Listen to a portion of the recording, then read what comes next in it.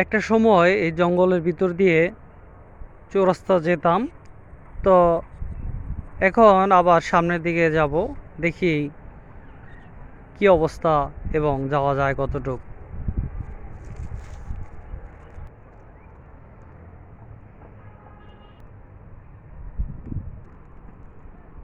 এর পাশে কিন্তু একটা রাস্তার পাশে কিন্তু রয়েছে বিল।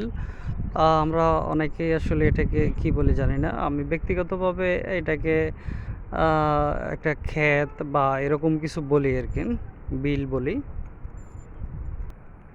তো এই রাস্তা দিয়ে আমরা সামনের দিকে এগিয়ে যাব, দেখি কি অবস্থা।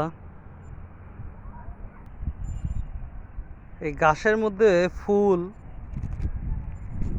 এটা কি কি ফুল বলে আসলে আমি বলতে পারছি না।